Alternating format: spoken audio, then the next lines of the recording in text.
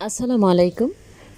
আমের জেলি সেটা কিভাবে বানিয়েছি সেটাই শেয়ার করতে চলে আসলাম। তো দেখতেই পাচ্ছেন খুব আকর্ষণীয় এটা জেলি বলতে পারেন। তো এর জন্য আমি প্রথমে নিয়ে নিচ্ছি একটা প্যান বসিয়ে এখানে চিনি দিয়ে দিচ্ছি 1 কাপ, দিয়ে এটাকে আমি নেড়ে চেড়ে চিনিটাকে গলানো পর্যন্ত অপেক্ষা করব।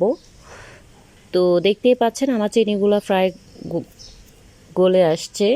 তো এই পর্যায়ে আপনারা চুলার আঁচটাকে মিডিয়াম করে রাখবেন। তো এরপর আমি এখানে আমের পিউরি দিয়ে দিলাম 1.5 কাপের মতো, ব্লেন্ডারে ব্লেন্ড করে এটা ছেঁকে তারপরে এখানে দিয়েছি। তো চিনিটা বাড়িয়ে কমিয়ে আপনারা আপনাদের মতো করে নেবেন, আমারটাই যে দিতে হবে এমনটা না।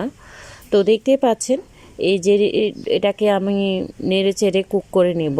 এ পর্যায়ে আগুনটাকে আপনারা লো ফ্লেমে রাখবেন। তো এই জেলিটা কিন্তু আমরা অনেক টাকা দিয়ে সুপার শপ থেকে কিনি, যদি এর বাইরের খাবার অতটা হেলদি না। তো এটা খুব অল্প উপকরণ দিয়ে আপনারা কিন্তু বাচ্চাদের জন্য বাসায় ট্রাই করতে পারেন।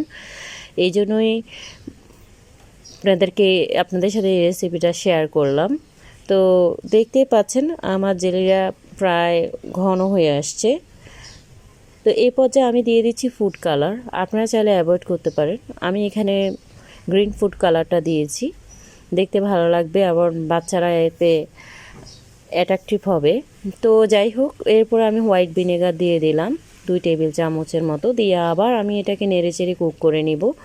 তো এই জেলিটা বানিয়ে আপনারা কিন্তু নর্মাল ফ্রিজে অনেক দিন এটাকে রেখে খেতে পারবেন, নিচেও রাখা যাবে, কিন্তু নিচে বেশি ভালো থাকবে না বেশি দিন, তো ফ্রিজে এটা ভালো থাকবে। তো আমারটা তৈরি হয়ে গিয়েছে। তো দেখতেই পাচ্ছেন এটা থিকনেসটা। তো এখন আমি একটা পাউরুটিতে দেখাচ্ছি আপনাদের এটা কেমন হয়েছে। তো দেখতেই পাচ্ছেন একদম রেডি। তো আপনাদেরটা কেমন হয়েছে আমাকে কমেন্টে জানাবেন, আর আমারটা কেমন হয়েছে এই জন্য আমার যদি ভালো লাগে একটা করে লাইক দিবেন, কমেন্ট করবেন, সাবস্ক্রাইব করতে ভুলবেন না আমার চ্যানেলটাকে। আর আপনাদেরটা কেমন হয়েছে যদি বাসায় ট্রাই করেন আমাকে জানাবেন। তো কাঁচের জারে এটাকে সংরক্ষণ করে রাখবো। সবাইকে অসংখ্য